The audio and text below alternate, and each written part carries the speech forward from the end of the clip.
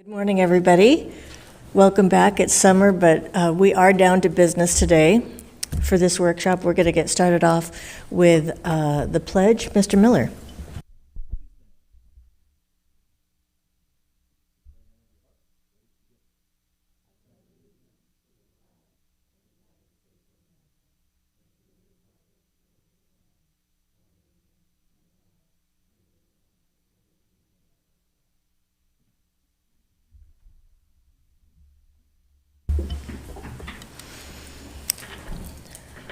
So far, we don't have anyone who would like to speak. So if that changes, just let our secretary know, and you can get a form, and you'll have a chance to speak. Our presentation this morning is regarding facilities, so I will hand it over to you, Mr. Miranda. Thank you very much. Thank you so much. Good morning, members of the board, Superintendent Baker, senior team, our small but mighty audience, and those watching on YouTube. Thanks for having me as well. So it's single item board workshop agenda, which means you're all mine, which I'm going to have fun with, of course. I've actually promised our translation services folks I'm going to slow it down a bit because I think we have time. It's about 20 to 21 slides, including the front and back covers. I think we're going to have plenty of time to go through this section here. So over the years I've had several different co-presenters with me, some from the facilities team, sometimes it's folks from maintenance side of the house. I've had a few students co-present with me again. Today I have Cameron from the school safety side of the house, and he's going to speak to one specific project, which we're going to spend a good chunk of time on this morning. Of course, I'm going to share a global project and program update, yet we are going to spend a good chunk of time on electronic door locks, what we've done, and what's next as well. So I'll cue him up when that time comes. Our agenda. So again, we're going to share the happenings just with respect to the program as a whole, what's going on with respect to certain projects on an individual basis, what's coming down the pipeline in terms of next projects that are in the planning phases, and so on and so forth. We are going to spend that concerted effort and time on electronic door locks, and we're going to cover some bond projects, non-bond projects all throughout the presentation. The other piece I'm going to look to address throughout, and really at the request of the board, we're looking to identify and kind of build up and tee up what we're doing on the sustainability side of the house as well. So you're going to see that embedded throughout the entirety of the presentation. I'll call out some specifics, but you'll see it globally represented as well. You'll also see, and I've just seen that this happens with every one of our facilities updates, there's often like a common theme that just develops organically, and that's going to happen with this presentation as well. There's going to be a clear focus on engagement, feedback, reflection, really what we're doing on the program before we go forward with additional project efforts. So first off, projects. Several projects we've completed of late. There's several pictured there just as point of reference. And really what jumps out to me is the different types of projects. So some athletic projects, some classroom renovations, some auditorium and performance spaces that you see pictured as well. And then of course shade structures. I'll kind of go backwards here and I'll speak to the shade structure component first because it's important and it's a new endeavor for us to tackle on a more global, grander scale. So what you see pictured is one of our shade structures that was recently installed. We've now completed what we would deem phase one of the shade structure efforts, and that's phase one of 3 overall. So over the course of the next couple years, we'll finish every one of those. There's close to 80 shade structures when all said and done. But you can see we've made a good dent just this summer alone with 22 installed as of right now. And again, those efforts are well underway. You've probably taken notice of several board agenda items that are before you on a regular basis for various professional services that come with, right? Whether it be architects or engineers or inspection firms and so on. So that's really our efforts on the design and planning stage before we are ready for construction efforts on these structures. I'm really pleased with the progress of the program and the projects that we've completed to date, in particular because we still continue to face challenges. So the challenges I addressed with the board probably a year and a half ago, supply chain issues, labor shortages, rising cost of construction materials, those are still here in many respects. We're doing good in spite of that though. So that's a big bonus for our program. I think some of it is just due in light to really the focus on our building program. When we talk to our industry partners all up and down the state and within this region, they tell us there's a buzz about your building program in Long Beach Unified. that bodes well for us, right? We're never struggling to secure bids on any project we put out on the streets. If we continue to go down that path, we'll continue to see success. So I feel really pleased in that regard. Perhaps another one where we're just kind of patting ourselves on the back today here. So one of the components that I inherited here in Long Beach Unified was this very thing, and it's what we call a principal upbrief and debrief. So before we, and as we transition from one phase of Measure E or Measure K or Measure Q work now, we get folks in a room and just dialogue and open up those lines of communication. We make introductions so principals and assistant principals get to know our project teams on our side of the house and just which specific player to contact for construction-related issues or noise issues or just for input during the planning stages. And those connections are forged and made really early in the project. We also pair principals up. So as one batch of principals is wrapping up construction, we pair them up with the new batch of principals that are about to start construction. So they can share some war stories and just talk about the project issues, complexities that come with construction, of course, because it is complex. Regardless, we're out there disrupting the campus flow, sometimes the campus operations. In several cases, we use interim housing sites. However, in others, we don't. So we try to pair those principals up accordingly as well so they can just share information and dialogue. On our side of the house, we listen, right? We let the information and the communication flow in that particular room. You see the picture of that very conversation happen in that day. There was roughly 45 folks in attendance. We met over at the TRC, just great meeting that happened in the springtime. And again, on our side, we're taking notes, we're reflecting. We want to make the program better and better from year to year. I would say so far, so good. So nice transition in active projects. We know at any point in our building program, we have projects that are in the design stage, some that are actively in construction, and some that are coming down the pipeline for later. So at this point in time, and these slides are always a little deceiving because they don't cover everything that we're working on. These are just what we would deem the major projects in terms of large scope, large dollar value. And you see several projects pictured. I'm actually going to jump into one you don't see pictured here, and that's our camera installs. And it hit me just as I'm up at the podium here because I know there was a question previously on an interest with respect to that work. So that's well underway as well. With this particular phase of camera installs, we're really focused on middle schools and K-8s, just to really catch up in that regard. Currently, we've completed 2 middle schools, yet we're going hard and fast on installs this summer. So I know there's 4 additional middle schools that are slated to start work really any day now, and we have several that follow in the months to follow as well. I wanted to note that particular one as well because it's looking like we're going to have a little budget availability in that project, and there's a strong likelihood we'll be able to address several elementary school campuses as well, just as part of that effort. So that's going to be a big win and big plus for us as a district. So that's going to be continued collaboration with school safety, just in terms of addressing priority sites, dialoguing with a number of other folks, including the senior team, and we can just continue to go down the list until we really have every site covered in terms of camera installs.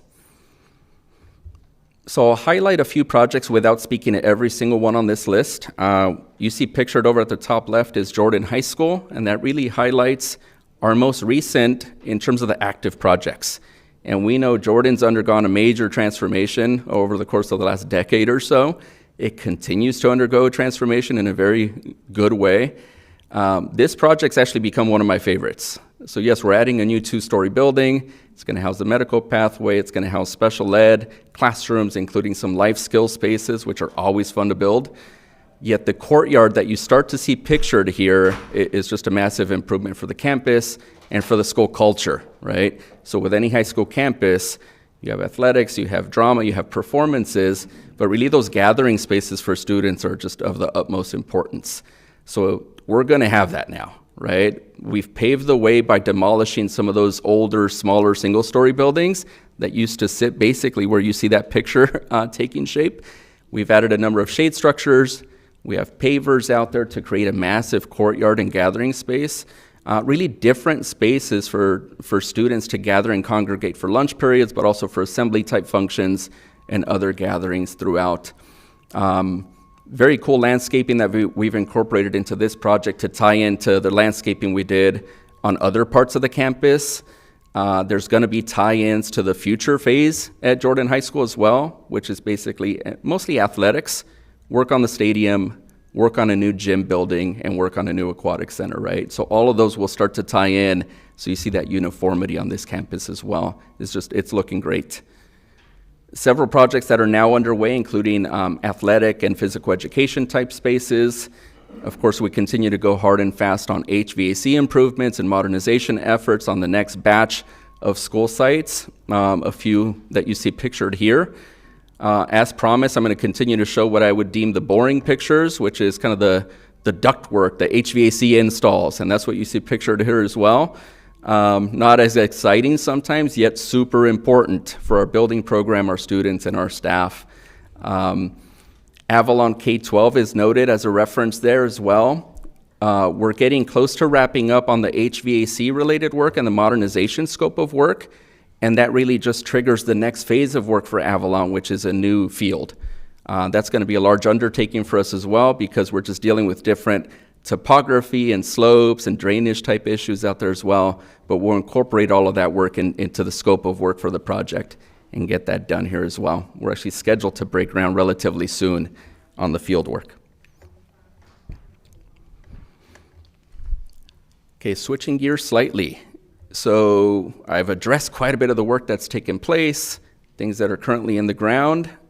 And again, just speaking more towards the planning efforts, the design efforts that are underway. As part of a previous board update, on the facility side of the house, we shared an acceleration of a timeline for Measure E projects, right? So that was us really coming across additional funding sources via state matching funds that came through, which afforded us the ability to re-baseline Measure E. This particular project we have noted over at Stanford is the first one to benefit from that accelerated timeline. So across the board, we looked at every one of the schools that are yet to receive the HVAC scope of work and accelerated the entirety of that timeline by 1 to 2 years, and 2 years in as many cases as we could do it. There was a few projects, including Stanford, where we couldn't accelerate by 2 years because the planning and design efforts and state agency approvals were already underway, right? Yet still, they're benefiting from an acceleration of close to a year. So that project's underway now in terms of some of the work associated with interim housing on the site. There's portables that are actually being brought onto the campus so we can phase the work, keep students on site as we get students in and out of certain buildings and just phase the work along the way. There's one note here with respect to Poly, and I want to make sure I speak to Poly as well, because that's one of our larger undertakings in our district's history, quite frankly. That particular project, I'm not highlighting as much this morning, only because as part of a future facilities update, I envision us spending almost the entirety of a facilities board workshop talking about the Poly project, right? It's just such a massive undertaking. There's a lot going on, I'll say behind the scenes right now, in terms of our work with our project architect, our coordination and collaboration with the site administration team, communication and dialogue and meetings with senior team members as well. All of those things are continuing and continuing in good earnest. Yet in terms of being ready to share a board update, I envision that almost being its own update. It's just such a large project. Stay tuned on that front. We're also not slowing down in terms of our customary efforts to seek feedback from other folks. So, with every one of our large-scale projects, we go out to the community, right? We set up community meetings to make sure all folks and stakeholders are informed in terms of what the project entails, sometimes what the project doesn't entail, just to make sure we're all in sync in terms of what the project scope is. And we're going to do the same with Poly. Behind the scenes, we've already started having conversations with respect to the next batch of stakeholder meetings, which we envision in the fall as folks come back to campus, get settled in terms of starting the new school year, at which point we're going to want to engage in a major way. Heat mitigation. So good segue again, because we just addressed an accelerated schedule, which in terms of heat mitigation efforts, the accelerated schedule on the Measure E scope of work front is probably our largest of those efforts, right? Being able to fast track and get those installs done sooner than later is really where we need to get as a district and as a department. So those efforts are continuing to go forward. We've accelerated the timeline. We're really pushing forward hard and fast in terms of engaging with new architectural firms and builders to work with us on those very projects. And again, those efforts are well underway at this point. There are other measures that are going on as we speak, though, right? So some of them noted here in terms of the bullet points you see for reference. We've communicated out with school site administrators and other folks in the district that these very things that are listed here are going on and available, right? So chilled water being available to every classroom out there is a measure that's going on and in progress as we speak. Classroom and hallway fans are readily available for folks as requested. So they would, in essence, contact our purchasing and contracts division, request a certain number of fans, and we would get those delivered and situated in the right place on campuses to make sure we have airflow, in particular on sites where we've yet to address HVAC installations, of course. And then window coverings in terms of classrooms and main entry points to the campuses. These I would deem almost as case-by-case improvements because it's just a little different. Some sites already had window blinds. We might come in and install new window blinds in those scenarios if they're broken and just well past their useful life. In other cases, the install and the remedy in the past was not window blinds, it was window film, just some sort of shading. We're addressing that, right, in terms of a new update going forward. So it's not necessarily a cookie-cutter approach for every particular campus. Part of our early assessment with the maintenance side of the house was identifying and first taking stock on what every classroom and every main entryway had, and then we go accordingly and proceed forward with improvements just to make sure we do as much as we can as a district in terms of mitigating heat as we hit these summer months and, of course, the fall. Furniture replacement, another project that's just going hard and fast. So when we first set out on these new classroom furniture endeavors, we outlined a 9-phase effort to be able to execute and deliver over the course of 3 years. And that's installing new classroom furniture in every classroom in the district. Massive undertaking, but it's also going very well. As a reminder, we started with our TK and kinder spaces as part of phase 1, where we addressed that improvement across every one of our elementary campuses. We then shifted away from the grade level approach and addressed schools in their entirety, right? So as we morphed into phase 2 and 3 and 4 and so on, we've been addressing schools in their entirety.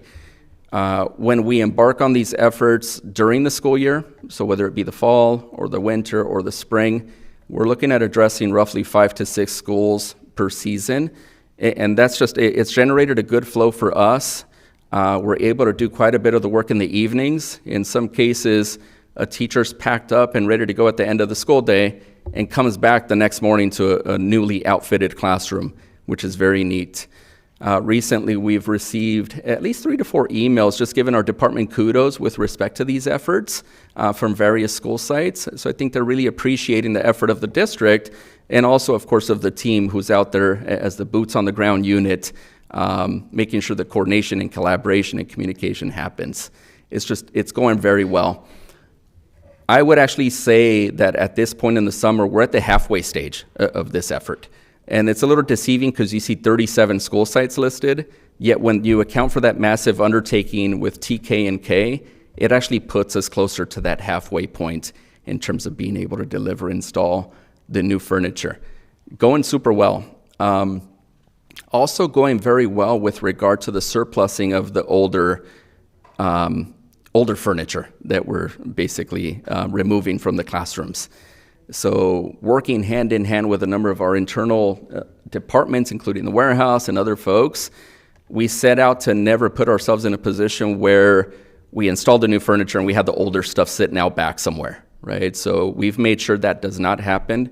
We partnered with a third-party vendor as well to help us with the disposition, recycling, and in many cases reuse of the older furniture, and that's gone very well as well. I know our furniture is in the hands of a number of different folks all up and down the country, in many cases outside of the country as well. And they give us these reports and metrics that I'll be happy to share with the board relatively soon as well. So I know our furniture is out there in Kansas and Missouri and El Salvador. There's a number of specific locations they've shared with us. Habitat for Humanity has partnered and received a number of these pieces as well. So it's just been very good that we've been able to recycle and reuse and divert away from landfills in this regard. And again, just touching on one of those sustainability components right then and there. Door locks. So here's where I really wanted to get us to. So a couple years back, we first embarked on this endeavor of a pilot project for electronic door locks. We met with a number of different stakeholders outside of the district in particular, just to get some feedback from neighboring school districts and other agencies that have gone down this path already, right? We definitely were not first to the game in this regard, which was fine because I think we're able to capture quite a bit in terms of lessons learned before going down this pathway ourselves. I would say it's been a success as well, with one little hiccup, and I can describe it. So we did a good job of identifying the pilot schools, which you see noted for reference. That's Bigsby, Jefferson, Muir, and Robinson. Some of the schools you see noted were strategically identified because we were in construction at that point in time when we embarked on this project. It made sense. Again, as I often note, we want to be non-disruptive to school sites, right? So being that we're in construction, the goal was let's also embark on this electronic door lock project at the same time.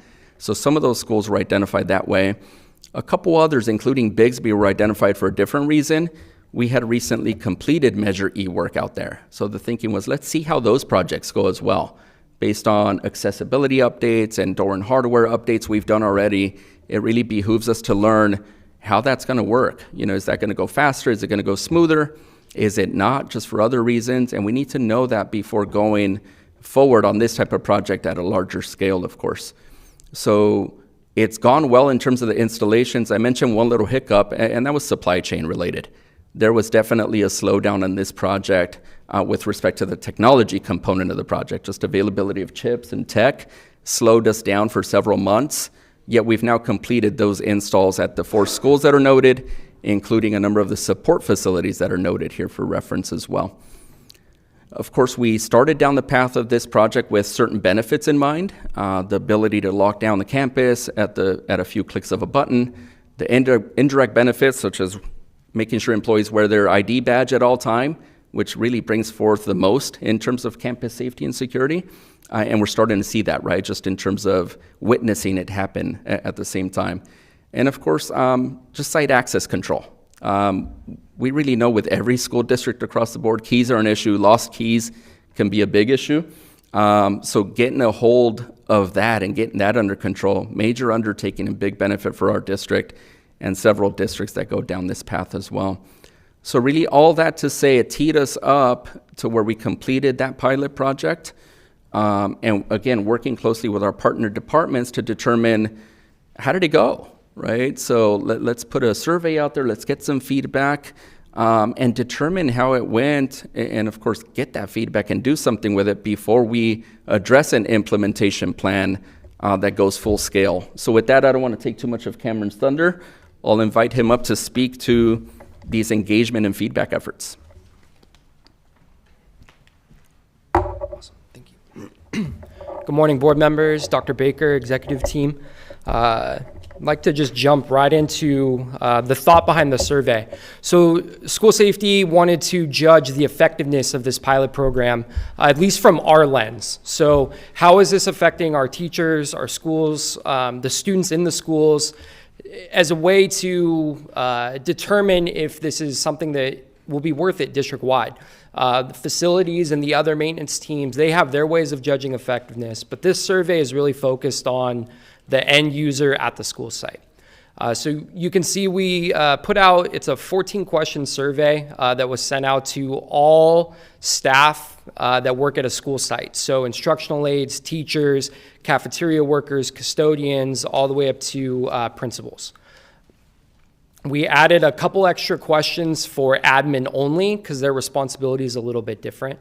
And you can see that we had roughly about a 25 to 30% response from each of those schools.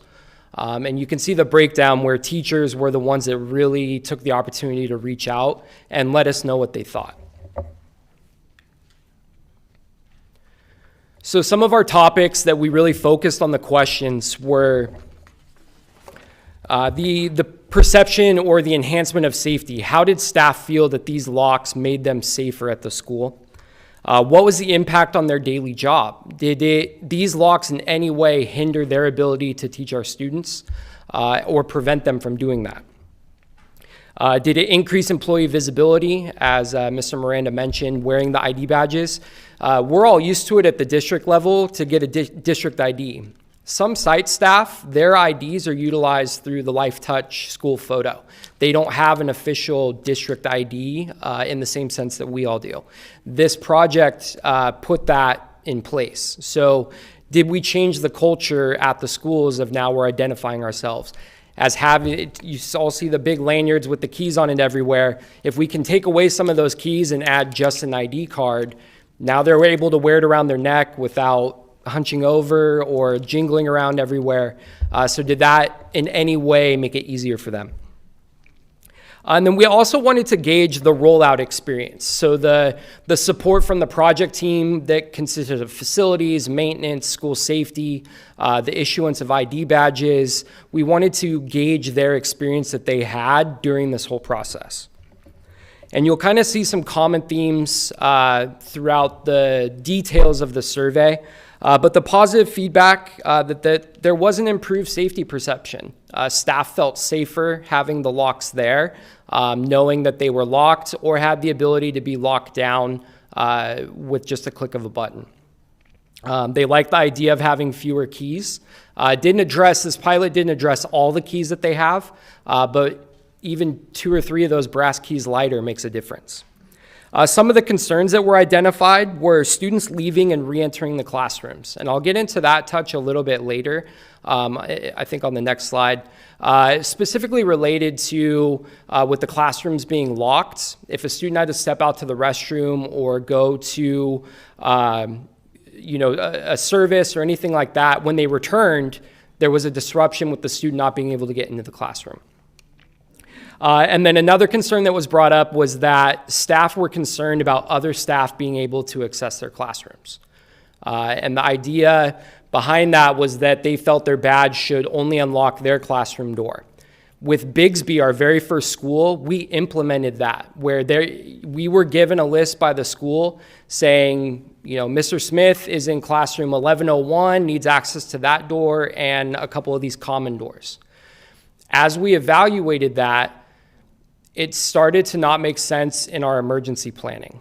So in the event of a lockdown or some type of emergency on campus, if I only have access to my classroom at the end of the hallway, but there's a classroom right next to me, I'm possibly taking students and trying to run towards a threat to get my classroom when there's a perfectly good classroom next to me. So we changed that specifically for the emergency procedures. The benefit of this system is that when you access a door, it'll keep a log of when that access occurred. So addressing these student or teacher concerns, if I stepped out of my classroom for 10 minutes, my door is locked, I come back and I notice something missing, contacting school safety, we can identify which badge was used to access that classroom during that window. So it allows us the opportunity to see, hey, did something go missing overnight? We have an intrusion alarm at this time. Was there badge access at that time? Not saying that individual is responsible, but now we can identify if an access card wasn't reported missing. It gives us a little bit more knowledge into who's on our campuses at what time. So some of the other common themes throughout that survey were more locks, less keys. So this pilot really addressed a certain number of locks. If your classroom had 2 doors, we only put the lock on 1 door. Maintenance went through and rekeyed the other doors to kind of force access through the electronic lock, but that second door was not addressed as part of the pilot. Other things such as custodial closets, storage rooms, like book rooms, some of those weren't a priority to evaluate the effectiveness. If we went full scale, that's a consideration where we would go back to these pilot sites and enhance the doors at those schools. Staff identified possibly wanting the ability to unlock the door. So our classroom doors specifically are kept in a lock status at all time, accessible by board or badge access. Staff had identified possibly wanting that door unlocked, But by unlocking that door, we're now, from a emergency standpoint, leaving ourselves open a little bit more to access. So if the system allows us the ability to keep the door locked and use the badges, our thought and what we've experienced in this pilot is keeping those doors in that status is for the benefit of the school as well as our students. Some teachers had said that every single door should have an electronic lock. Some staff identified more training from the project team. And you'll kind of see that addressed. There were a couple sites that did not accept the training that was offered to them.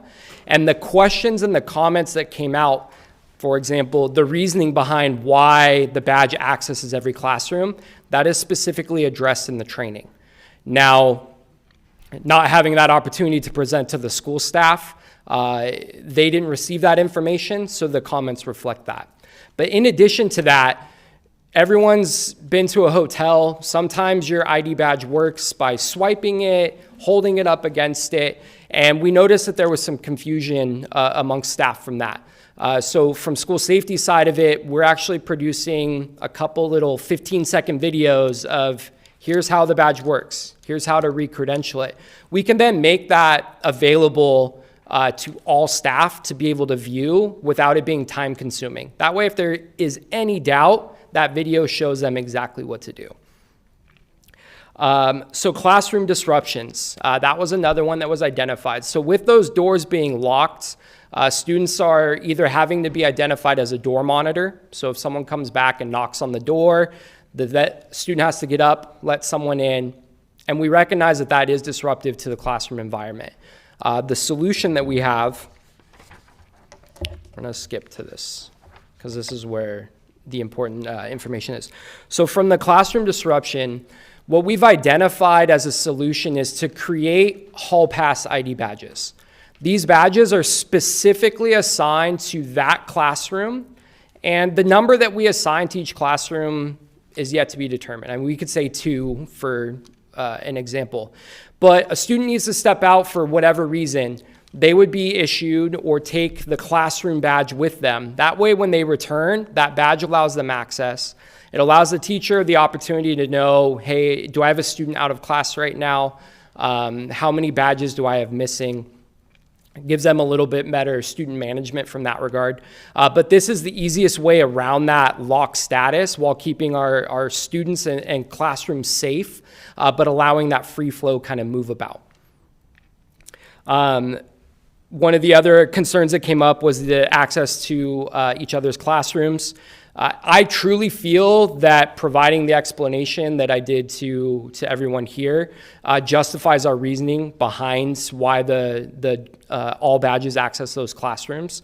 And I would just relish the opportunity to make a mandatory training for all sites receiving this. Before we issue badges, the site has to agree to allow my team to provide this 15-minute training on questions like a frequently FAQ type of thing for the sites. And then lastly, again, addressing with those videos, the confusion on how the badge works. Do I have to hold it up? Why does my badge take longer than someone else's badge?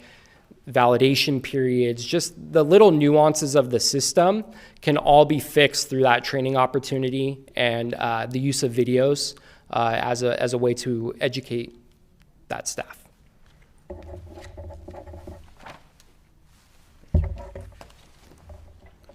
Perfect. So you're likely wondering what's next.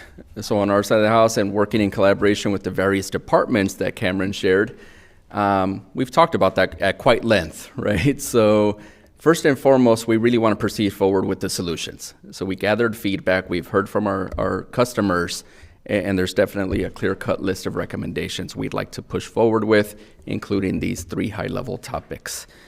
Second piece, of course, is implementation at the other school sites and district facilities. This particular facility being one of them. So right now, we're currently in a position where we have a system in place for our other support facilities that differs from this particular building. And that's not an efficient way to go forward. It actually creates quite a bit more work, sometimes confusion for our folks internally. So pushing forward on this particular building as well as going district-wide at all school sites is of interest to us. I don't have the slide listed here, yet I'm envisioning the Measure Q timeline slide I shared with the board previously.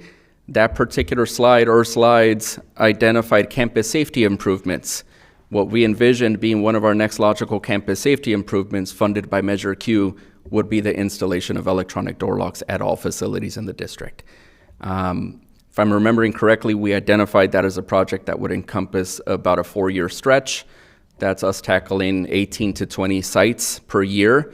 I've confirmed with our team that that is manageable, right? So it's a large undertaking for sure, but it is manageable. It is an effort we can oversee efficiently and effectively to make sure we have that type of installation done across the board within a 4 to 4.5 year stretch, I would say. So that would be our recommendation going forward. The install schedule in particular might be a mix of, again, in some cases, including this particular scope of work in conjunction with our modernization scope of work that's already been mapped out and in the timeline. Yet for those sites that are perhaps already done with their Measure E improvements or sites that would be scheduled to get a Measure Q modernization down the line, we would just go address those within this next 1 to 4 year timeline anyway, so we can capture all of our schools. So I have roughly 5 or 6 slides left, and then we could field questions across the board here. So transitioning over to a different project here, sustainability again related. This would be our landscaping pilot. So we definitely have a pilot theme going this morning as well. So we have a project going on with respect to a new physical education space over at Keller. As we embarked on that particular project, which is a new building, we really noticed that this was a good opportunity and the right time for us to embark on a pilot effort in terms of re-envisioning how we landscape our school sites, in particular front entryways, to add a curb appeal to our campuses, but also to bring forth other benefits, including water savings, because we know watering is a challenge for us as well. Natural grass is a challenge just in terms of the maintenance and upkeep of natural grass as well. And I know as part of one of our dialogues with the board, we addressed how we have several campuses out there where we have natural grass outside of the fence line, but not so much inside of the fence line for kids to play on. And that really is one of our focuses going forward in terms of our Measure Q modernization. We called it the Modernization Plus, if you recall. So that's going to continue to be one of our focuses going forward as we embark on every one of those modernization efforts at school sites. With respect to the landscaping pilot project over at Keller, we're at about the midway point of construction, so the installation. If we were to go out to Keller right now, you wouldn't see a finished product, but you will in short time, is what I would say. So in a similar fashion, we're going to gather feedback there before we go on a larger scale at other facilities. So we want to hear from our various stakeholders, including our community, our neighbors, right? What do they all think of the new landscaping re-envisioning? We want to hear from our folks on the grounds department side of the house as well, you know, and track utility bills and whatnot. How much are we saving in terms of water? Is it saving us time in terms of our own workforce and resources where we can redirect and divert that to other school sites? So we're going to take a deeper dive and gather feedback and ultimately come forward with a recommendation to do this type of work at a much larger scale on several school sites. Washington, I'm covering several projects here, yet there is a tie-in, right? So with Washington, I alluded to Poly earlier being just a massive undertaking, and it's going to be a major benefit for that particular community. Same goes for Washington, of course. So here we're doing a similar scope of work in that we're proposing major modernization and reconfiguring of 1 or 2 buildings, yet we're proposing demolition and rebuilding of several buildings on the campus. We know the challenges on this particular campus in terms of being space constrained. Speaking of open and green space, we know we lack quite a bit of open and green space on this particular middle school, in particular as we compare to other middle schools in the district. And this is our opportunity, right? So the demolition of buildings, strategic placement of new buildings, building multi-story buildings is all going to help us in that regard. We're moving forward in terms of the planning and design efforts in a major way. Yet what I wanted to allude to this morning is a really positive meeting we had with the community in the spring.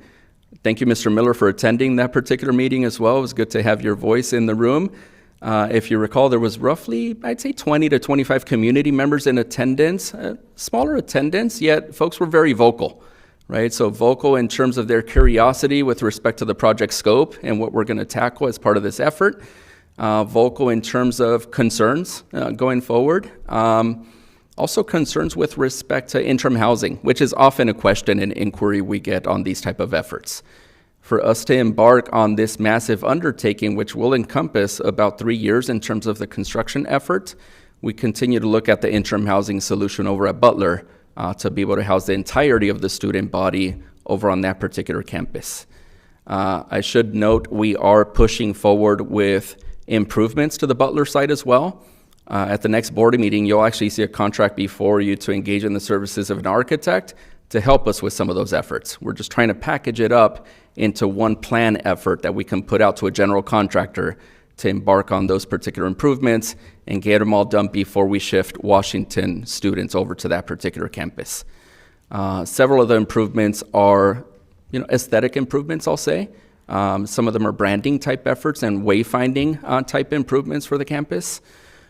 And then major efforts in terms of just other interior spaces. We're looking at addressing lighting, flooring, window coverings as well. Technology will likely be one of our largest improvements on that particular campus, though. It's, us addressing our more traditional or new scope of work in terms of a ceiling-mounted projector, a screen, having those type of control systems for a teacher on this campus as well. The Butler site will be a massive undertaking for us as well, but one that's sorely needed.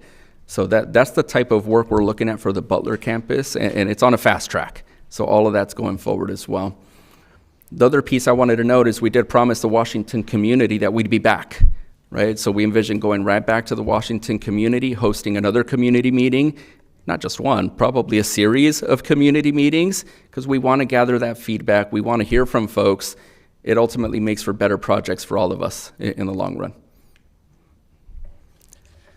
This particular project is also different for us, not just in terms of the scope of work I just addressed, with demolition of some buildings, major renovation of other buildings, creating open, accessible space, yet it's also going to serve as a major pilot project for us that goes in concert with our new energy policy. So if you recall, we had large efforts that took quite a bit of time and landed us to where we landed in terms of the energy policy updates. And Washington is a project we've identified that could serve as a major pilot for us in terms of some of those major undertakings. So, the ability to have solar panels on rooftops because we're building from scratch, right? Building new buildings, it's just the right time to go down that path. Same will be for Pauley High School, by the way. As we're building new buildings on that particular campus, we're not just solar ready, we're looking at solar panels on top of those buildings. We're looking at the continued effort for synthetic turf, again, just to kind of take us down a different path where we're slightly going away from the natural grass and more towards the turf, which is playable year-round. And then in terms of the kitchen efforts, we've talked at length of going electric, right, and going away from fossil fuel technology and natural gases and going to more the electric side of the house. This project just screams that opportunity to us because, again, not only are we starting design efforts right now, but it's the right time to work in conjunction and concert with Southern California Edison and other parties and agencies that would have to go really in lockstep with us to make this happen and make it feasible. So that's on our radar. We've pegged Washington as the first of its kind, yet you're going to continue to see other projects where we just go full bore into sustainability efforts. There's a few other considerations noted on the bullet points, and some of these, I'll speak to the first one. I won't cover all of them. Reclaimed water. So that's an interest of ours, yet there's other things that need to happen to make that feasible. So we need to work in concert with the city to see if they have an available resource in line to tap into within close proximity so we could then have availability of recycled or reclaimed water on our campus. So those efforts are underway and going quite well. Community Workforce Development Agreement, really an item we've touched on as part of several board updates, but just wanted to speak very briefly towards where we are in this regard. So Mr. Rising and myself have continued to keep open dialogue with Chris Hannon from the Trades Council. We actually met with him again just two and a half weeks ago. to talk next steps, really to open up the conversation with respect to extension and expansion of our CWDA. We have interest on our side of the house. I know the Trades Council does as well. At that particular meeting, Mr. Hannon gave us some assurances that we should be in a better position in terms of our building program with regard to labor availability, which was very good to hear from him in particular. So that kind of gives me the warm and fuzzies going forward as we're peaking in the program with several projects. Yet what we talked about at that particular meeting, and really to tee up a future board discussion, was we owe it to the board and the community to share the metrics, right? So we describe the highlights here and you see them listed, yet how are we doing, right? How are we doing and what are the specific numbers in terms of scholarships offered to students that are disadvantaged? How many students have been brought on board as part of the apprenticeship program by the Trades Council? What does the local hire targets look like, right? We set forth a pretty aggressive target as part of the CWDA, yet how are we doing? Right, so we figured as part of a future update, perhaps the next facilities update to the board, we can share those metrics, and then that really tees up the conversation for expansion and extension of the CWDA. What you see here, again, just as a point of reference, we've shared this slide multiple times, but it's just a slide that highlights the project list that shows up as part of this agreement. You know, for a good chunk of time there, Jordan High School was the one project that was active and in construction. Yet now there's several projects that are active and in construction, and there's going to be several more that show up in that active state within the next year, year and a half or so. So we're really in a better position to identify how the agreement has gone and how we want to go going forward. And then this is our last slide. So gather those questions for me. So contractor outreach fair. You know, there was a bit of discussion there that was teed up with regard to local hire and our workforce. And we're doing our best to continue to engage with our workforce community as well. So something I inherited when I joined Long Beach as well, I'm looking at Erica because she was part of these efforts for several years before my time, was our active engagement with contractors and subcontractors and folks that want to do work for our building program, right? So we hadn't hosted one of these type of sessions in quite some time because of COVID, yet now was the time for us to go out there and host the session again. So we teed up this particular meeting strategically following our last board workshop update, where we had shared with the school board our Measure Q implementation plan. So I think it was a couple weeks later that we hosted the contractor outreach fair, where we shared a similar presentation, right? So we started off the session, and it was very well attended, first and foremost, but we started off the session by highlighting several of the slides we had shared with the board and the community in this room, and we wanted to share similar information with our contractor community, just to really tee up what type of projects we're about to embark on and what the timeline looks like at that point in time. And it was very well received. So a lot of folks in the room, some subcontractors, some folks from different professional service sectors, you know, testing labs and geotechnical firms, and you name it. There was just a lot of folks who represented different industries in that particular room wanting to engage in service with us. Erica and her team from our contract side of the house had a little booth where they really invited folks to come over and ask questions.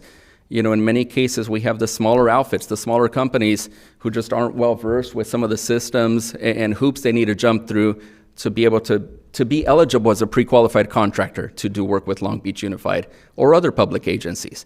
So we were there to help coach them through that. We wanted to make sure we took away any roadblock that folks might have or might perceive to have in terms of being able to do work with us. So very positive session, a lot of folks in the room, big emphasis on local hire at that particular meeting as well. And just wanted to share a few of the pictures and share with all of you what all that entailed. That particular time frame, I think, just served us well, right? So I see us going forward as an annual presentation to the community and the contractor community, perhaps more in line with that February or March timeframe going forward, because a lot of folks want to take interest in the projects that are coming down the pipeline for the summer or the subsequent summer as well. So that's going to be the time period we target going forward. With that, as always, ton of information I've left you with, but I'm here to field questions. I know Cameron would be happy to field your questions as well. Okay, I know we've been waiting, we've been holding it. Ms. Lopez? Yes, Thank you for that presentation. It's very complete. Thank you. My question is, what can we do for the students and the teachers in the schools like Poly or schools that aren't due for AC for another 3, 4+ years, besides what we're doing? Is it possible to purchase battery-powered generators and portable ACs? Because we do know that the temperature in a classroom directly impacts student achievement. So is that something that is possible for our students and for our teachers in those schools that are, again, not due for AC in the next, this coming year? Yeah, great question. So several of the efforts that are actively underway, I highlighted, right? So as part of our heat mitigation strategy. So addressing availability of fans for hallways and classrooms, window tinting, window coverings, and chilled water, and so on and so forth. That would all be for schools like Poly and other schools under that situation, right? I know our maintenance team and Mr. Rising continue to explore other options though, right? We're not content, we're not satisfied with just that list that I shared with you in terms of heat mitigation strategies. I'll share one of the other pieces that we're looking at as a pilot project is the shade structures or canopies that include like a little mister, right? So again, just to provide another cool zone of sort for school campuses that have yet to receive the bond type updates. So that's another one of those endeavors I know the maintenance side of the house is looking at. I'd actually have to connect firsthand with our maintenance team though to vet out whether we've looked at things like generators and battery powered generators. Point taken, for sure I can take note of that and just carry it forward to the other team members. Thank you. Again, Yes. just keeping in mind that temperature impacts, the student outcomes. So please look into that option. I think our students, our teachers, our parents would be very happy if we can make that happen. Thank you. Great. Mr. Miller. And I'm going to piggyback on those comments, as I think that my colleague is absolutely right. I mean, we're about 30 days out from the next school year, and heck, I'm not wearing a tie today, neither is Wanda, because we know the temperature outside.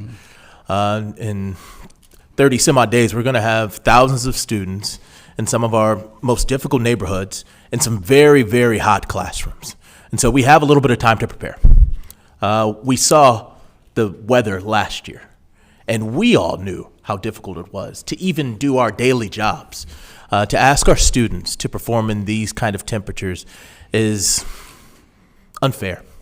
And so I'm going to implore that we spend a heightened level of effort on some of those campuses, especially the Polys and the Washingtons in particular, that we know we're about to do some great construction, and I'm super excited about these efforts, but fact of the matter is that those construction efforts aren't going to happen for a little while. And so I know that there's a lot of effort that needs to be done to make these things happen, and we have a little bit of a window. And so I'd hope that we're able to do something, because trying to learn in 96, 100, 102 degree weather is just very, very tricky. Yeah.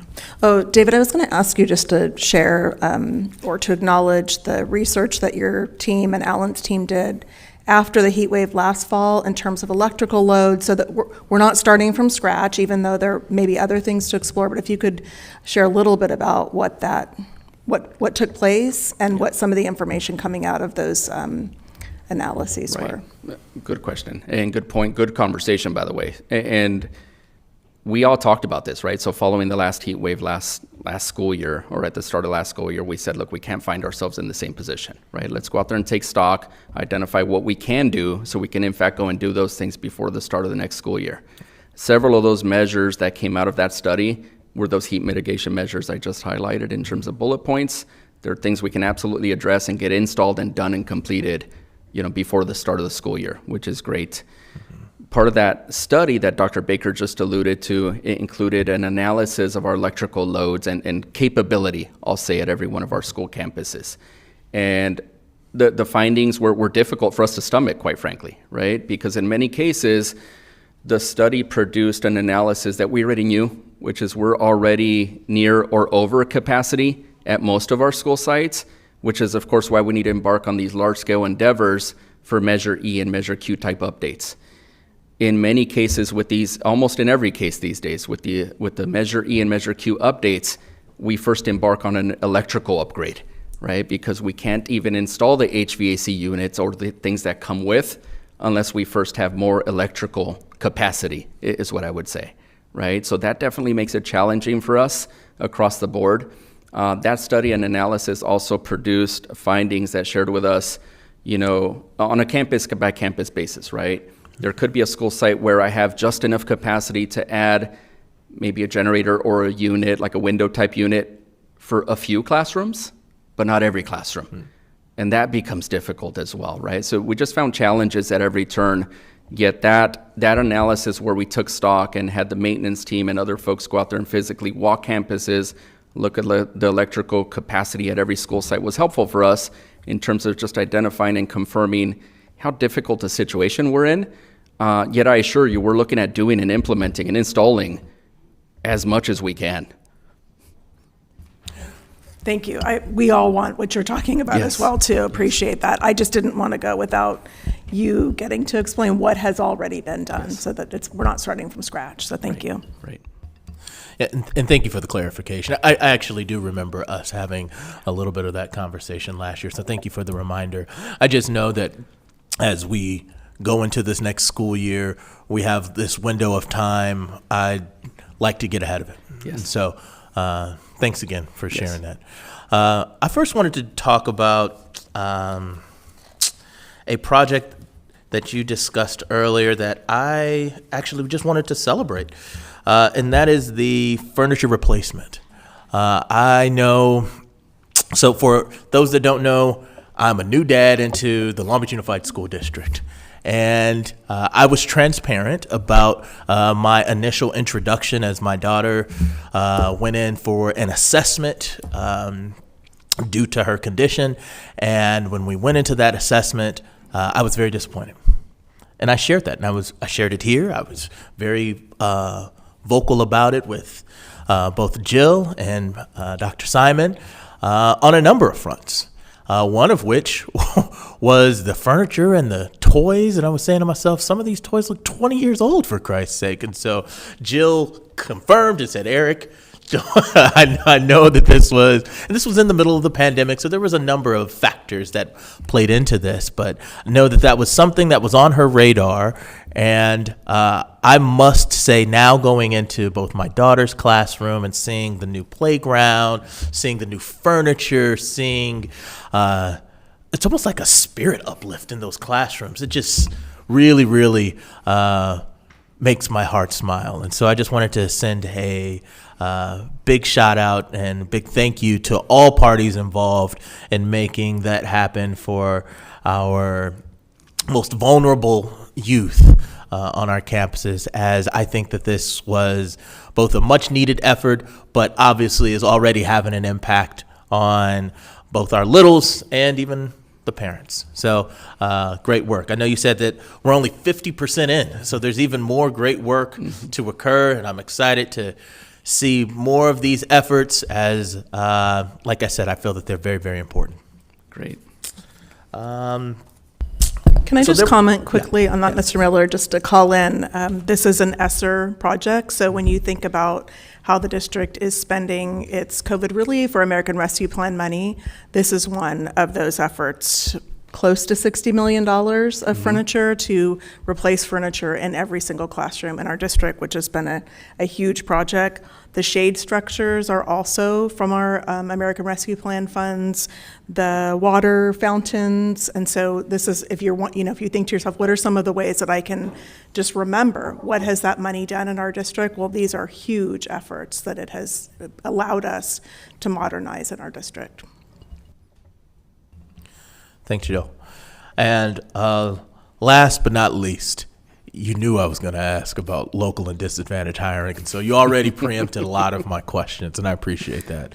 I would be remiss if I didn't further state my curiosity. I mean, I was having a conversation with Juan, and I mean, we're 3.5 years into these projects, and so we are well overdue with knowing the success and challenges of our local hiring programs. I look forward to seeing those numbers.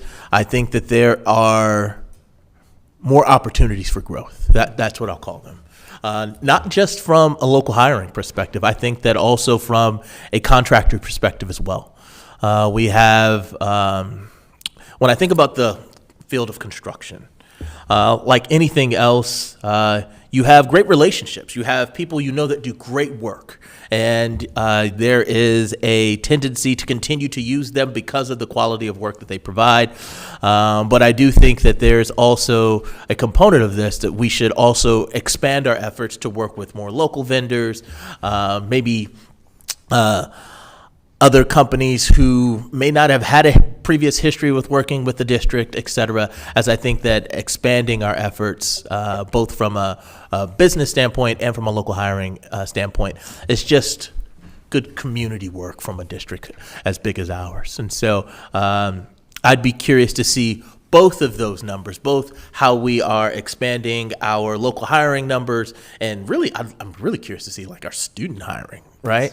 How many of our children or adults are getting into the trades, along with seeing how we are expanding our contractor efforts in regards to maybe WIBIs and expansion of new contractors on board in contrast to those that we already had. And so I'd be curious to see those numbers as well. And so if you could provide those with those metrics, that would be quite helpful. Will do. Good feedback. And if you don't mind, I'll share a few things here in response.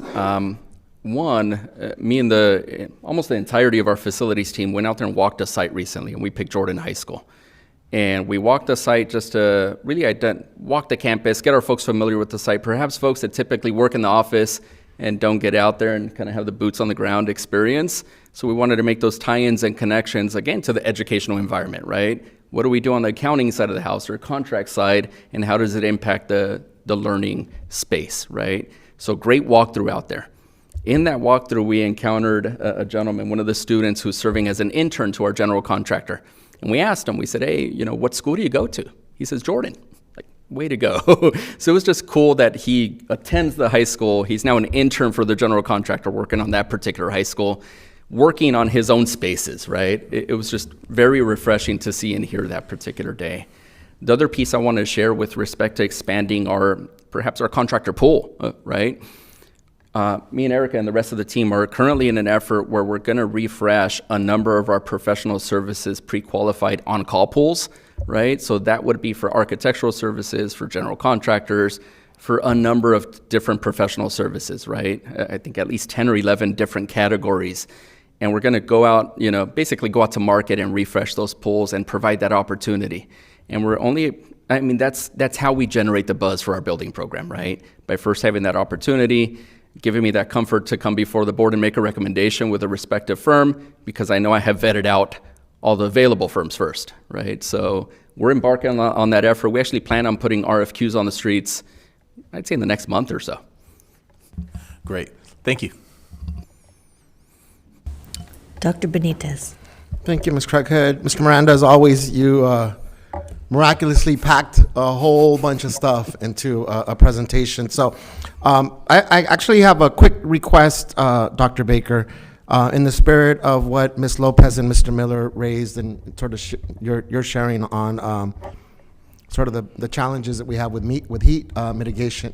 I think since you referenced that, Mr. Miranda, one of the things that I think would be important for us to see is sort of a breakdown. So periodically you'll share, we've completed this HVAC process, these are in the pipeline. Can we get a breakdown of like currently which schools don't have either full AC, or some classrooms do and some classrooms don't?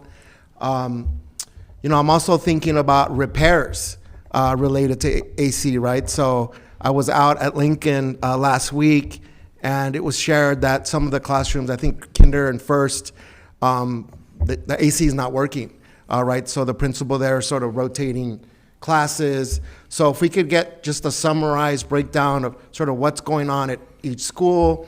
Dr. Baker reminded us about sort of capacity of our sort of electrical grid. So just kind of key points of consideration. And here's the context of my request, Mr. Miranda. As we know, here in Long Beach, there are inequities in terms of access to green space in some of our communities. As the heat's rising here, some of the areas in Long Beach are more dense with more concrete, right, and less green space.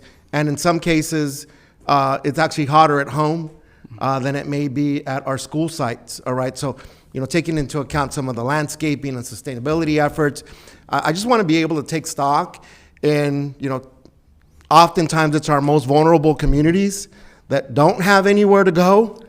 And so it exacerbates, and if it's hot in the classrooms, I think this is an important conversation for us to have with our county and municipal folks, right? Whether that's opening up parks, whether that's joint use agreements, whether that's our pools, right? I'm thinking about a larger systemic conversation, Mr. Miranda, that clearly takes into account the challenges that we have at the school site level, but doesn't take away with our students are not going home to AC in many cases. I mean, we've already been reminded of the potential shutdowns that we're going to have in the city. Just the peak hours of how expensive, even if you do have AC, who can afford $500 bill a month for having the AC on? So if you could sort of bring back something to us in the most timeliest manner that you could, Dr. Baker, because I think it's, we've had this year of learning. Heat's not going anywhere. The last couple of weeks are evidence. Today is evidence. And I think this is going to require more than just our school district and these sort of structural efforts that we have. So just, I want to caveat that, but I want to take advantage of Mr. Smith being here on the electronic locks. So thank you for sharing out the summary of the feedback from the pilot on the locks. I'm wondering what else we used beyond the surveys, which is great to hear from folks, but did we see like less calls, less people being locked out of their classrooms? What else are we using here? I mean, less,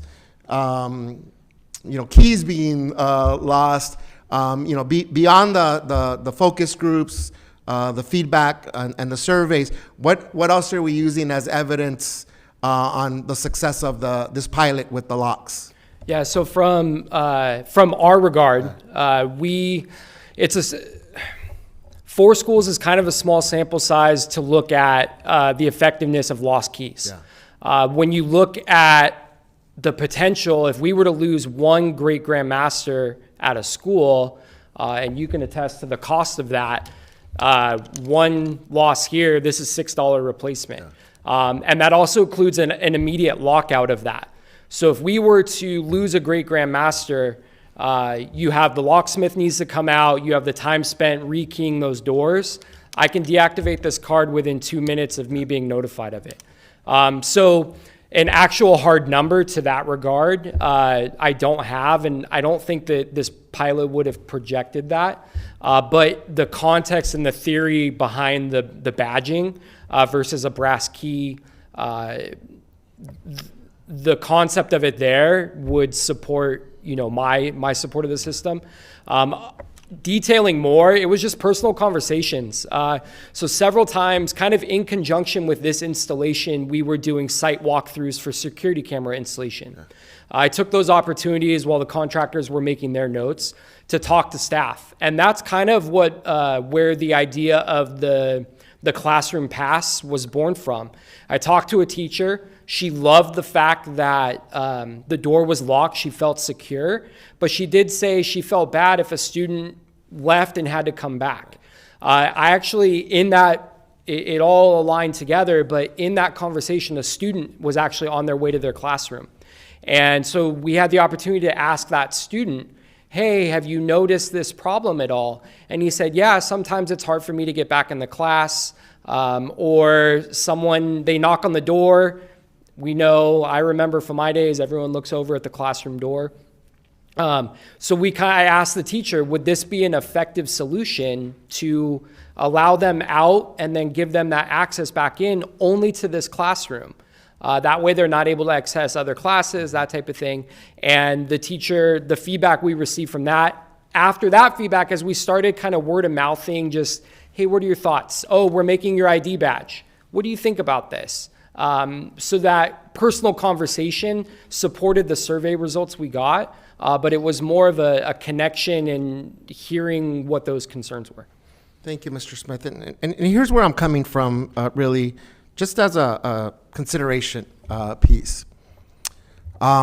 Because I understand it's a broader conversation. Locks in and of themselves, we could say multiple things about them. But I am reminded, because there's an investment here, and I'm reminded of the potential policies that align and or connect with these kinds of investments in quote unquote safety. I'm reminded of the delicate balancing act of moving forward on a culture of gates, cameras. You talked about the investment in cameras, Mr. Miranda, locks, and it's sad, right? A sad and disheartening and disappointing conversation around preparation for lockdowns and sort of the other considerations. And the balancing act, for me, goes with the conversations, difficult as they may be, but critical, that Dr. Brown has been leading around school safety. And while we are promoting a culture of more cameras, more locked fences, single points of entry, but there are also a lot of other conversations around relationships, around fostering a culture of civility, around, I could go on, around the relationships, right, in relationship-centered schools. So I'm hoping that our conversations around facilities and buildings and our necessary safety measures, we can explicitly connect them to conversations, broader safety conversations, because I'm going to be honest, it's sad for me to hear that we need to make all of these investments in cameras and locks and gates. And, at some point, again, the national discourse around metal detectors. And I think in the absence of connecting those with, to me, root cause conversations, I think is an important thing that we should not lose sight of in the context of difficult decisions that we need to make. So I appreciate the conversations, right, beyond just, and I'm not trivializing or minimizing the importance of a survey, but I also encourage our team to continue speaking to our students, to our parents, caregivers, community members, because I truly believe that our schools shouldn't replicate the culture of either a prison industrial complex or an institution where folks, multiple cameras and multiple locks and all these things, right, that inhibit, I think, other kinds of conversations around why we even have these things at schools in the first place. So sorry, but I wanted to be able to contextualize that this conversation shouldn't, and I'm not hearing that it is, just about getting more locks and more cameras and more lockdown trainings at our schools. Yeah, no, and that's a great point. And one of the benefits to a system like this is it's customizable. So, for example, I mentioned our classroom doors are locked. Any building entrance doors, so you have the 1000 building with the double doors on both sides of the classroom. We have those programmed to unlock and lock automatically. So at Jefferson, for example, at 7 o'clock in the morning, those building doors unlock, and they remain unlocked throughout the day until 4:30, I think, is when we have those set to close. So it allows us the opportunity to not have to worry about unsecured doors at the end of the day, but it also allows that free flow ingress, egress for students throughout the day, as well as parents.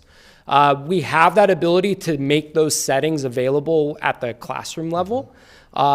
So again, you mentioned policy. Yeah. Policy could dictate one thing. With a system like this, we could decide to change policy, and those changes could be effective on the schedule within 2 hours. So it's very, very flexible and customizable to fit the needs of whatever vision the district or the board has. We have that ability to navigate that successfully. Thank you, Mr. Smith, and I appreciate the candor, because I heard you speak with the same sort of tone at the Community Advisory Committee meeting. You know, that sometimes it's not, you know, you can't eliminate fear, right? But there are certain things that we should, and indeed, you know, there is fear associated with. I just worry that sometimes we don't broaden the conversation, right? And so I do appreciate the additional conversations we're having. That, yeah, in some cases, absolutely, we need to consider whether we have electronic locks and cost of lost keys. But I don't want that to get conflated with a culture of fear about what potentially our schools could be, right? So I'm just gonna, and again, I didn't want to get on a soapbox here, but you know, I'm constantly reminded of how we frame conversations around safety, right? And then how we use our dollars, limited as they may be, to advance those conversations. So, Dr. Benitez, yes. one thing I just want to share too, and Tiffany hasn't spoken up yet today, but she works really closely with Cameron and the school safety team. So this is part of a bigger picture, and I'm glad that you named it. It's not the topic for today, but it is nested in the bigger picture of school safety. I'm glad you're naming it. Thank you, Dr. Baker. So last thing here to build on Mr. Miller's sort of question. So I'm going to say it, Mr. Miranda. I'm actually, I think, Eric, you said it. I'm actually disappointed that we're, you know, close to 4 years in, more than 3.5 years, and we haven't made sort of further progress on our CWDA through no fault of you specifically. I mean, we had a pandemic, right, that, you know, forced us to pivot. But I do worry that this was a 5-year pilot. I'm happy and glad and appreciative that you're continuing our conversations with our building trades. You know, Mr. Hannon is now at the state level, so I think there's a state context to some of the challenges, whether that's shortages of supplies and or broader sort of workforce development strategies and issues. But I think it's even now more timely than ever, right? Whether it's an apprenticeship coordinator, whether it's that local hire percentage, I would like to see more movement. And again, not to push on expanding or Measure Q, but I worry that we get into a 4th year of a pilot and then we kind of just for the first time start seeing numbers attached to what roughly, as the slide demonstrated, was a $400 million series of projects. So I don't want to leave our labor partners nor our district sort of off the hook. That you know, I'd like to see more, right, movement, given again the college and career readiness conversations that we're having, and given the context of the landscape that things are not getting cheaper, and that our shortages of labor, you know, get exacerbated with that. So appreciate the re-engaging of the conversations with our labor partners, Mr. Miranda, but just want to continue to nudge that we're almost 4 years into the CWDA, and honestly, I'd like to see more movement there. That's good. Good feedback. Some of it will happen naturally as that $400 million list you alluded to. There's just more projects that are going to be underway, right? So some of that's going to come just by its nature in the next 6 to 9 months, I'll say. But regardless, we're going to continue down that path, right? We're going to produce the metrics. We're going to have the conversations. There's definitely mutual interest with all parties involved in terms of going down this path you just described. Mr. Miranda, just to go back to the AC, I want to clarify that in order to address the electrical capacity, I'm asking that you look into the battery-powered generators for the portable AC units. Thank you. I think that is something that was looked at last year. There was a limitation. I don't quite recall what that limitation was, but we can bring back as much information as we had on the assessment that we did last year.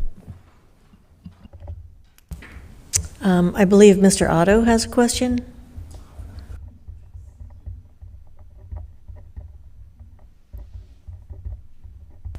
We're not able to hear him. I'm unmuted now. Can you hear me now? Yes. Great. So I've got a series of little questions because I'm not sure what some things mean.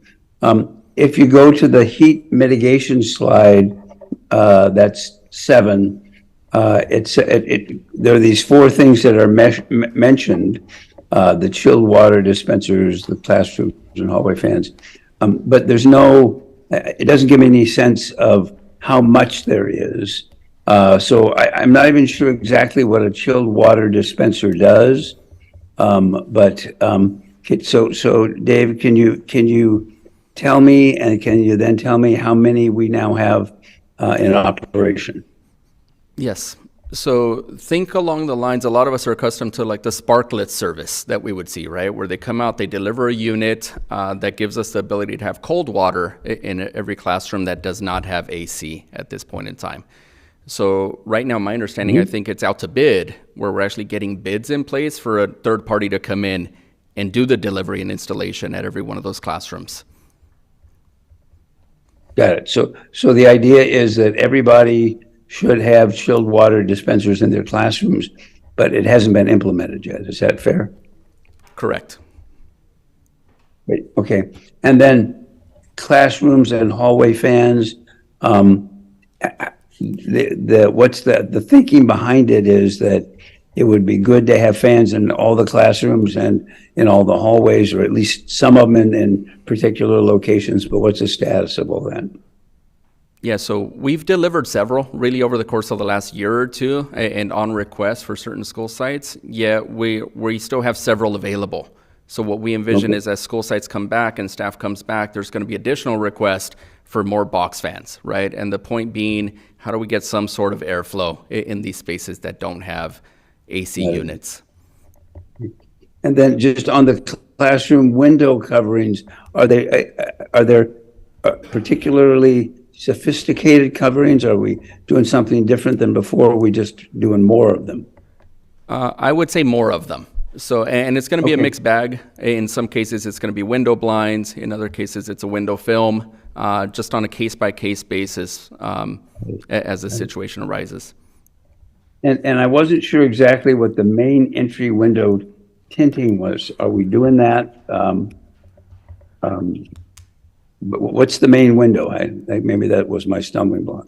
Yeah, and that's our fault, actually. So this would be main entry to a school site. So think more, in most cases, that's a front office in particular. Okay. Yes. Okay, good. And then onto the furniture replacement, which, I was incredibly impressed by how we rolled out the TK stuff in a relatively short period of time. I was, kudos to you guys for everything that you did. The slide 8 says that we're doing 37 schools. I presume that's what we've done so far. Is that fair? Correct. 37 schools fully complete. Got it. Okay, and 1,390 classrooms complete. We got about 80 schools, right? Correct. Yeah, and same was about call it 1,400 classrooms. Is that about half of it? Yeah, we're all very close to the midpoint of that project. Good. Okay, I just wanted to. And then on the next slide, for electronic door lock, the pilot project, slide number 9, the goals, one of the is safety assessment. And can you tell me how we measure safety assessment? Yeah, so, and a lot of this goes to what Mr. Smith described, where we did not install an electronic door lock at every doorway. Yet, as part of our efforts, and really at the conclusion of the door lock install, the electronic door lock install, we circled back with the maintenance team to rekey those additional spaces, right? So just taking stock on every campus to make sure when we finish our project and walk out of there, we feel much better from a safety perspective on that particular campus. Okay, great. And then on to slide 11, which was the survey summary. One of the survey topics was employee visibility. Can you tell me what that's about and what that means? Slide 11, in the middle. Yeah, so that employee visibility was referencing staff being identified by having their badge visually worn. So the idea being that they're using their badge to gain access to their classrooms. The badge will be more readily accessible. Staff and students can then identify Long Beach Unified employees as supposed to be being there on campus. Yeah, I know I have received emails about, do we have an adequate number of staff in our offices that, you know, and the idea is that we don't. I'm not offering an opinion about that, but that's not this. This is badges, and so people know that the people that are there are Long Beach employees. Correct, sir. Is that fair? Okay, good. And then at the bottom of the survey, it says concerns, and there are two of them. And I didn't know whether these were the concerns before or the concerns after the survey was done. These were concerns that were identified in the responses of the survey. So after some of them came to light, and we were aware of them after the conversations that we had with staff, but these were kind of the formalized answers throughout each question of the survey. Okay, but I just wasn't sure. When David, when you said with regard to the Washington project sustainability, this is slide number 17. We needed for reclaimed water in the irrigation system. I think you said we needed to work with the city. Is that the water department? And tell me how that, what the thinking is about that, and what we hope to achieve, and what the likelihood of that is. Yes, so at this point in time, and the city's going through their own efforts to be able to have recycled and reclaimed water throughout the entirety of the city, but they're not done, right? So there's certain pockets of town right now that we're able to tap into and have tie-in to our systems on respective school sites. Yet currently, there's not a system we could tap into for recycled and reclaimed water near Washington. So it would entail a city effort first, and then a secondary effort from us to be able to do the tie-in. Got it. Okay, good. And then my last question has to do with the community workforce development agreement. And in the end, the last point is that it says apprenticeship coordinator. And I know that there's been discussion about that in the past, and there were questions about who pays for that, and can we pay for that? And can you tell us what that's about and where we are on that? Yes, so this was a particular effort that was slowed down by COVID, right? And actually slowed down by our project list as well, because the early project was Jordan, and then there wasn't another project for another couple years. Yet we're there now, and we've continued to dialogue with the Trade Council, and they continue to be interested because they would fund it. So this would be a district position funded by the Trades Council. Got it. So, I mean, historically, I don't think they were particularly interested in having to pay for it, or maybe there just wasn't enough money going forward. But are we at a point now where that's kind of a resolved issue that at least they'll consider it, and that would be considered a step forward? Because we're trying to do these apprenticeship programs, and I can see that it's important to us, and but so we're making progress on this. We are. So there's now several projects underway and projects that will be underway where we can justify that expense. And the Trades Council has confirmed that that's a clause in their agreement where they agreed to pony up and pay for that position. Yeah, and when we passed these bond measures and said we were going to put air conditioning in all the schools, did we say how long that was going to take? Or I mean, and don't misread this. I think you guys are knocking yourselves out to get all of this done, and we live in a time when things are harder and more difficult to do. But how are we doing, and when do we think that? I think you said 4 years. We think it will be all complete, with the possible exception of Poly. Correct. So with Measure E school bond, which was really the one focused on HVAC at that point in time, the district has really completed projects as they committed to, right, based on that timeline in 2016. And really what we spoke to a short while ago was our interest to accelerate that timeline. So if anything, we'll complete these projects ahead of schedule. Okay, thank you. And once again, I'm watching these things happen, and they really are happening. One of my epiphanies was I saw a water fountain go in a day out at one school, elementary school, and because they needed it, and that I see that we're being very responsive. So thank you. Great, thank you. Okay, I have a couple of questions. Let's see. About the water fountains, do we test the quality of the water on a regular schedule? Do you know? So I'd actually have to confirm with the maintenance side of the house in that regard. On our side of the facilities, we're really tasked with the new project efforts and installs, and I don't want to speak out of turn. I'd have to confirm with maintenance in terms of just regular practice. Okay, thank you. And then also with the landscaping, I know with Measure Q, we're doing a lot with turning some of the green, the exterior green spaces that are not used for playground type activities into more sustainable areas.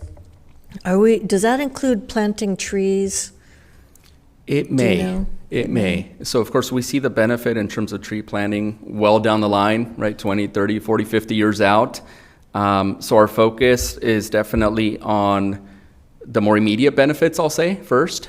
Yet I know it's going to be a mixed bag. In some cases, on some school sites, we'll look at tree planting as well.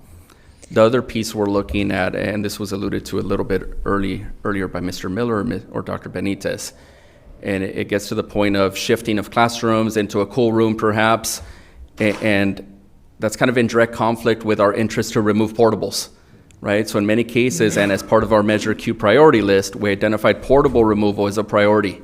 We've slowed down that effort a little bit for now because we know in some cases those portables are serving as the cool spaces, right? So just in terms of a creative solution as a stopgap solution for a little while, we'll likely keep several of those portable units on those schools that have yet to undergo HVAC renovation because in many cases they serve as the cool spaces for that campus, right?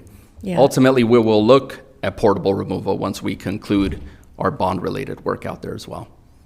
Yeah, I like the idea of being able to pivot and shift once you have more information and see how the spaces are used and how necessary they are. I appreciate that. Would we also look at maybe strategically placing trees so that they could provide shade down the line? I know it takes many years, but ultimately it would be helpful on campuses. It helps in many regards, so absolutely. That's one of the areas we're looking at. Okay. There are so many things to celebrate, and just a couple of things I wanted to highlight was using principals as a support for each other. Principals that have been through the process, supporting the principals who are or will be undergoing that process. I think that's a wonderful idea. And then also, I know, with an earlier conversation about safety, I know there are so many different aspects to what we're talking about with going to a single point of entry a few years ago, that type of thing. And really, in part, we've been responsive to our stakeholders. We've been responsive to our community members. Years ago, when we decided that was the way we needed to go, was to enclose all of our campuses and have that single point of entry.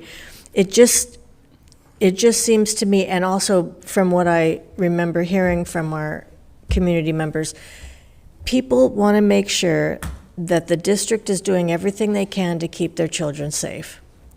Sometimes that means an appearance of safety. Sometimes that means actual safety measures. And the whole new system with this keyless entry seems to me to be more of a 21st century solution to an issue, as opposed to, at this point, it's kind of old-fashioned to have a key. a metal, bronze, or whatever kind of key. And there are so many upsides to having these badges, identifying our employees, or easily identifying the employees, being able to keep our classrooms and everybody inside safe. I love the fact that we're looking at solutions, having a hall pass type of card that also lets the teacher know that a certain number of kids are out of the class at any particular time. So there are so many upsides to that. And so I appreciate the process of having a piloted program and learning from that. And let's see. And then one last thing I wanted to mention was I appreciate so much that our furniture that we have replaced is going in different directions, staying out of the landfill, but also helping somebody else. I just think that is so wonderful. I know that's an extra step. I know it's extra work, but it's very much appreciated. Are there? Yes. Thank you, Madam Chair. Mr. Miranda, you referenced, I thought about it right now with the maintenance side of the house in terms of repair. It wasn't too long ago, maybe it was a year, 2 years ago, Mr. Miranda, that you and or a member of your team presented on how backed up we were with our ticketing. And I know we've made tremendous progress with that. How are you feeling? I know we talked about sort of shortages of labor in the market. How are you feeling about just sort of, are you all staffed up with your team capacity to not just be able to be responsive to sort of the ongoing needs and demands, but to be able to deploy effectively? So just kind of a staffing perspective on the, whether it's the maintenance side or just your overall team, Mr. Miranda. Yeah, so I can speak briefly to the maintenance side of the house. There's definitely still positions that are open and vacant that side of the house is looking to fill. Yet the team that's there is working hard and has made a large dent in terms of the work order backlog and so on and so forth.